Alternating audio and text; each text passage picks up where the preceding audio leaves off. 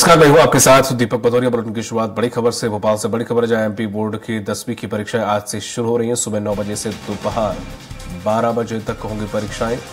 Students को आधा घंटा पहले तक ही मिलेगी एंट्री। कल से होगी 12वीं की परीक्षाएं शुरू। प्रदेश भर के 7,500 केंद्रों पर होगी परीक्षा। लगभग 10 लाख स्टूडेंट्स होंगे 10वीं की परीक्षा में शामिल। 12वीं की परीक्षा में बैठेंगे करीब 7 लाख स्टूडेंट्स।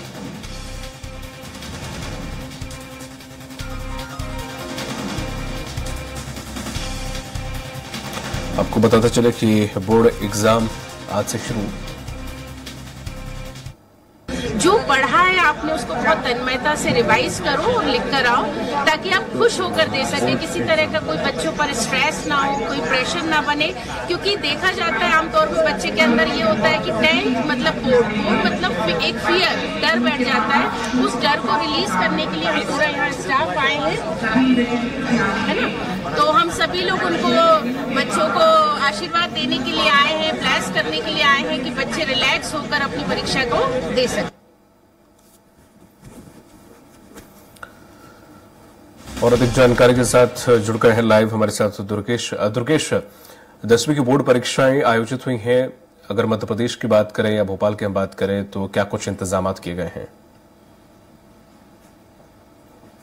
बिल्कुल दीपक, स्पष्ट तौर से आज से एमपी बोर्ड की जो परीक्षाएं हैं वह शुरू हो रही हैं और आज पहला दिन 10वीं बोर्ड का पेपर है, जिसमें पहला पेपर जो है हिंदी विषय का है। मैं इस वक्त एग्जाम सेंटर पर मौजूद हूं और ये तस्वीर देख सकते हैं कि एग्जाम सेंटर में जो पहुंचने का समय था बच्चों का 8:30 बजे का समय रखा गया था और 9 बजे से एग्जाम शुरू हो जाने थे। चूंकि 9 बज चुका है और अंदर बच्चों का एग्जाम शुरू हो गया है। बाहर पेरेंट्स और टीचर्स स्टाफ जरूर मौजूद है यहाँ पर, लेकिन अब स्पष्ट तौर से अगर इंतजामों की बात की जाए तो इंतजामों के लिहाज से अब बच्चों के जो एग्जाम सेंटर है, जो एग्जाम क्लास है, वहां पर कोई भी अननेसेसरी कोई भी अंदर नहीं जा सकेगा, ना कोई जा पाएगा। सिर्फ जिनकी ड्यूटी लगी हुई है उनको तैनात किया गया है एग्जाम हॉल पर। और एग्जाम हॉल में जाने के ठीक पहले बच्चों की पूरी तरह से स्क्रीनिंग की गई है और स्क्रीनिंग के साथ में मुख्य तौर से ध्यान दिया गया है कि किसी प्रकार का डिजिटल इक्विपमेंट यानी कि मोबाइल, कैलकुलेटर, स्मार्ट वॉच या किसी भी प्रकार का ब्लूटूथ अंदर नहीं ले जा सकेंगे बच्चे। उनका जो एडमिट कार्ड है, एडमिट कार्ड में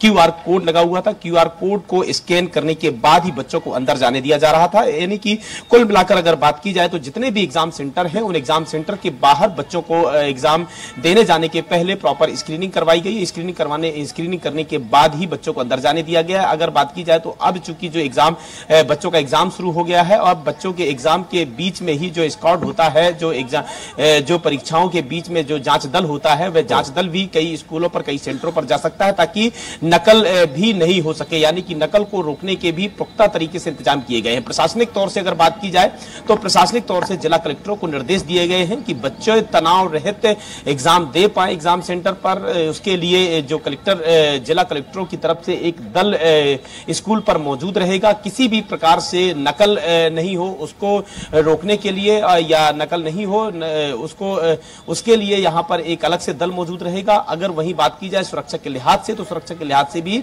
पुख्ता इंतजाम एग्जाम सेंटरों पर किए गए हैं। जी तुर्किश फ्लाइंग स्क्वाड की पिछली बार की तरह से इस बार सुना जा रहा है कि तादाद काफी ज्यादा बढ़ाई गई है। पिछली बार से इस बार निकल वहीं परीक्षा कराने के लिए कुछ ज्यादा मुस्तैदी रखी जा रही है।